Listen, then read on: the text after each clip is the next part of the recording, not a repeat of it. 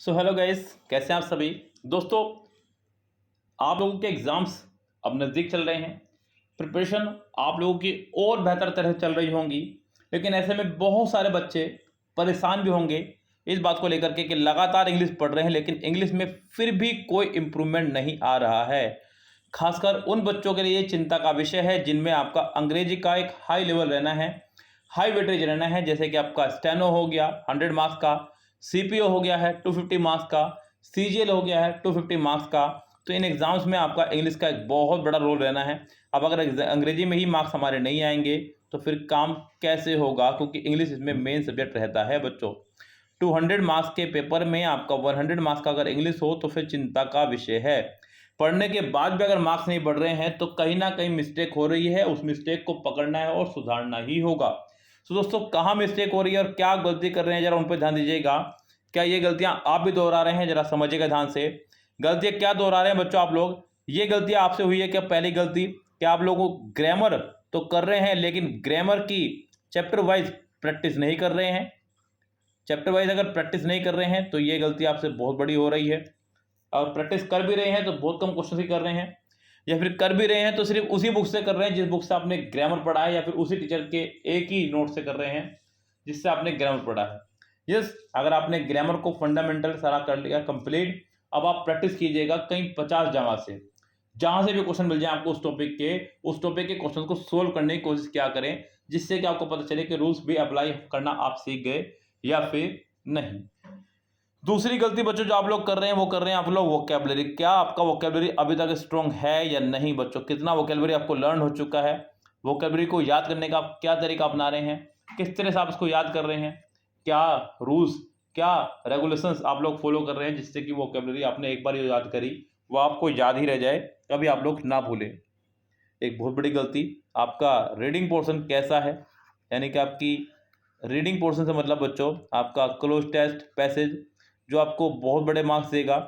Yes, ये आपको दोनों मिलाकर के अकेले ही 35 मार्क्स दे देंगे, जो कि एक बहुत बड़ा रोल प्ले करेगा आपके एग्जाम्स में, आपके मार्क्स में।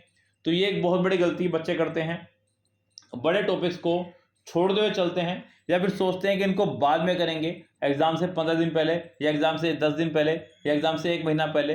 ये बहुत सारी गलतियां नॉर्मली बच्चे करते हैं, तो जो आप भी हो सकता है कर रहे हो, इन गलतियों से बचिएगा बच्चों। देखिए, ये चीज़ें आपको बहुत लेकर डूब सकती हैं। वोकैबुलरी 15 मार्क्स से 20 मार्क्स का आपका आना एग्जाम में, ये 35 मार्क्स का आना है। ग्रामर पोर्शन तो मैंने आपको बता दिया है। और साथ ही साथ बच्चों एक गलती और बहुत बड़े बच्चे करते हैं, वो है आपका रूटीन से ना पढ़ पाना। रूटीन से ना पढ़ पाना मतलब कभी तो आपने पढ़ लिया 8 घंटे और कभी आपने 2 घंटे भी नहीं पढ़ा, कभी आपने 15 घंटे पढ़ लिया जोश जोश में, कभी आपने 3 घंटे भी नहीं पढ़ा। तो गैस, ये आप लोग रूटीन ना दौड़ाएं। एक सही सेट ऑफ रूल बनाएं अपना कि मुझे इतने घंटे अंग्रेजी पढ़ना ही पढ़ना है, इतने घंटे मुझे रीजनिंग पढ़ना ही पढ़ना है, इतने घंटे मुझे जीके पढ़ना ही पढ़ना है। आप उन्हें एक सेट ऑफ रूल बनाइएगा, सिस्टम बनाइएगा और उसे फॉलो कीजिएगा। एक अच्छा सा टाइम टेबल सेट कीजिए अपना, उस टाइम टेबल के अकॉर्डिंग ही अपनी पढ़ाई को आप लोग जारी कीजिएगा। यस, पूरा टाइम टेबल तैयार करो, उस टाइम टेबल के अकॉर्डिंग अपनी पढ़ाई को जारी रखिए। रेस्ट भी रखिए, घूमना फिरना भी रखिए बीच में, ऐसा भी नहीं कि कंटिन्यूटी के साथ पढ़ना ही पढ़ना है। ये भी एक बहुत बड़ी गलती है कि कुछ बच्चे ऐसे हैं जो सिर्फ लगातार पढ़ ही रहे हैं, बस दिमाग पर जोर डाल रहे हैं, बस पढ़ रहे हैं पढ़ रहे हैं पढ़ रहे हैं। रेस्ट या एंजॉय नाम का उनके लाइफ में ये वर्ड जा चुके हैं। यस, तो ये गलतियाँ भी मत दोहराना बिल्कुल भी। ये वो मिस्टेक्स हैं जो नॉर्मली एक बच्चा सिलेक्शन लेने के लिए कर देता है, लेकिन बच्चों ज़रूरी नहीं है कि इसी तरह से पढ़ा जाए, आपको तरीके बदलने होंगे। देखिए, अगर सेम तरीका अपनाते अपनाते अगर आपको रिजल्ट नहीं प्राप्त हो रहे हैं तो समझ जाइएगा कि आपका तरीका गलत है। अगर सेम तरीका आप लोग अपना रहे हैं और फिर भी परिणाम आपके मन माफिक नहीं आ रहे हैं तो आप समझ जाइएगा कि आपके तरीके में गलती है, आपसे कोई ना कोई मिस्टेक हो रही है। उस मिस्टेक को आपको इम्प्रूव करना है और अपने आप को और बेहतर करना है। ओके दोस्तों, सो आप लोगों के लिए एक गाइडेंस, ये एक मोटिवेशन जिस तरह से आप अच्छे से अच्छा पढ़ सकें। तो दोस्तों, लगे अपनी तैयारियों में, क्योंकि एग्ज़ाम्स ज़्यादा दूर नहीं हैं। बहुत सारे बच्चे ऐसे हैं जो बस बुक्स से पढ़ रहे हैं, सेल्फ स्टडी कर रहे हैं। ये एक बहुत बड़ी गलती है बच्चों, सेल्फ स्टडी। ये भी एक बहुत बड़ा मिस्टेक अब बच्चे करते हैं। अगर सिलेबस कंप्लीट नहीं है तो सेल्फ स्टडी मत कीजिएगा किसी के चक्कर में या किसी के कहने में आकर के।